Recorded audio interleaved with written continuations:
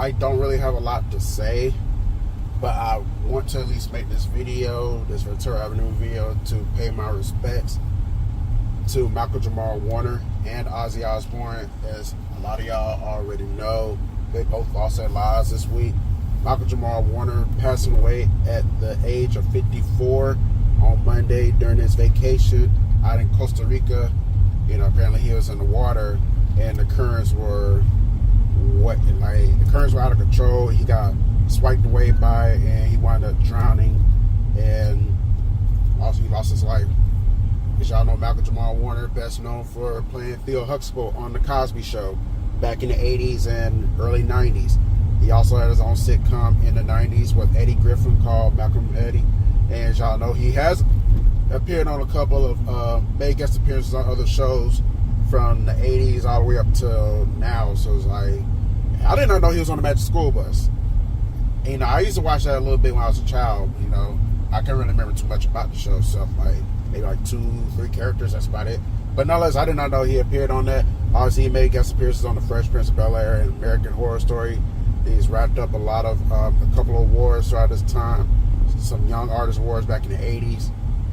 And he has became, you know, the ideal role model for young black men in society.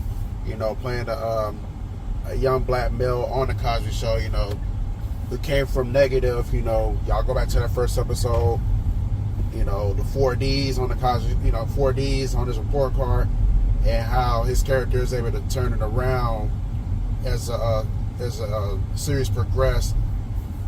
You know, becoming a college graduate. You know, it shows that you can go from negative to positive if you can put your mind to it. So, you know,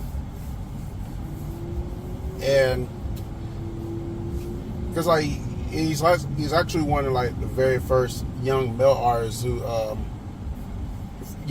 first young male black artists who, you know, received all the accolades. You know, because like you remember at a time, like, you know, maybe back in like in the 70s whatnot, you know, you didn't really have that many young black artists out there, young black actors. I said artists, young black actors out there. You know, maybe outside of Ralph Carter, who played Michael Evans on Good Times, or Gary Coleman, obviously, you know, for Different Strokes, or, you know, it's so, you know, for like Malcolm-Jamal Warner to break out in a major way, it become that ideal role model for up and coming young black men. You know, as you know, that's definitely you know, he's definitely has earned his accolades, and that's good. And I'm glad that he got his flowers and all that when he was alive, because I don't want people to start getting the flowers now that he's dead. You know, y'all should have been giving that man his credit, because he deserves all the credit that he receives. He deserves all the accolades that he's received in the 4 decade, or technically the 5. Well, I don't know if he's done anything this decade, but like mainly in the 4 decades that he's been on television and probably in movies and stuff. So it's like,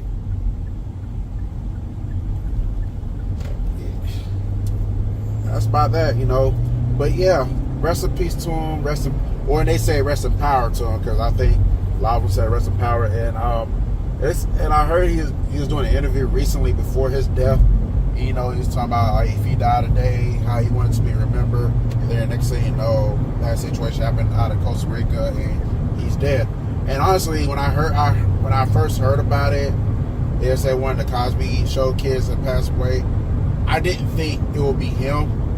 I didn't think it'd be Keisha Napoleon either. So I didn't expect it to be those two. So I was really shocked and stunned when I found out it was him, because like, he wasn't supposed to go yet.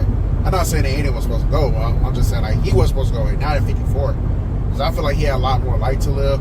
I feel like he had more of a role model influence to pass out to even the new generation of actors, male black actors who was trying to get their feet wet into the industry, and, you know, making a name for themselves.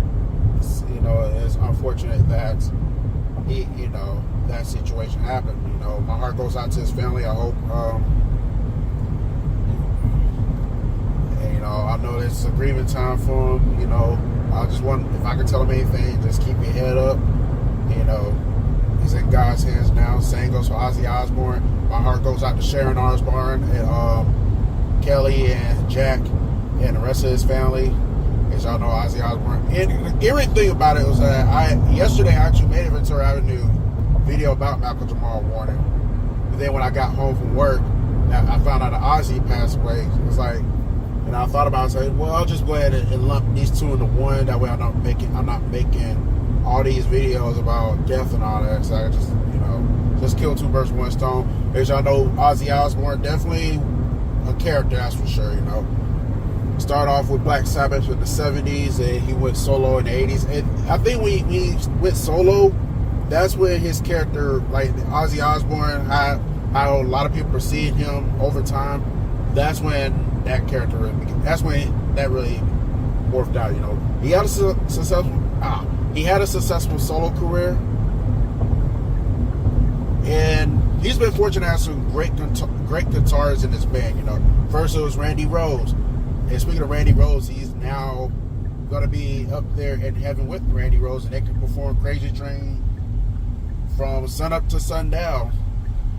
Then he had Jakey Lee in the mid 80s, during the Ultimate Sin era. Then he had Zakk Wylde from the 90s, and in the 90s, and kind of on and off in the millennium. So he's been blessed to have three great guitars on the side. And that's not even get Tony Iommi during his Black Sabbath days and Geezer Butler. So, Geezer, I think Geezer was like a bassist. But nonetheless, obviously he's toured with Motley Crue, Metallica. I know a lot of people know him. You probably remember him from Piss on the Alamo back in San Antonio back in the 80s. And he had like an interview.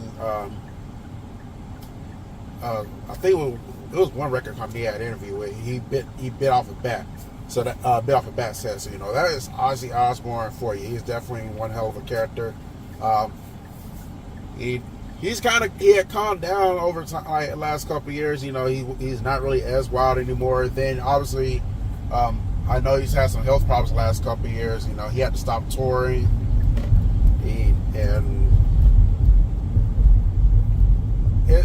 it's like you almost kind of expected a downfall, but you didn't know when it was coming, but you knew it was coming. And then yesterday, at the age of 76, I think, 76, God punched the clock on him, told him it's time to come home, So, we out here, Mama, I'm coming home.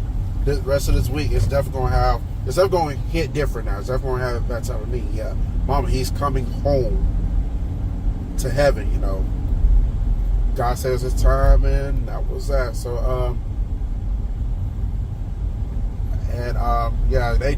both of these men would definitely be missed. Malcolm-Jamal Warner and Ozzy Osbourne, may they both rest in power until we meet y'all again in the pearly gates. In the meantime, just hold it down for us up there. We'll hold it down for y'all down there, down here. So, yeah, just wanted to drop this quick video off right quick about it. So, like I said, I made the video yesterday about Malcolm-Jamal Warner. It was 2 minutes, and I never really got around to editing it. When I thought about it, I kind of wanted to really say something a little bit.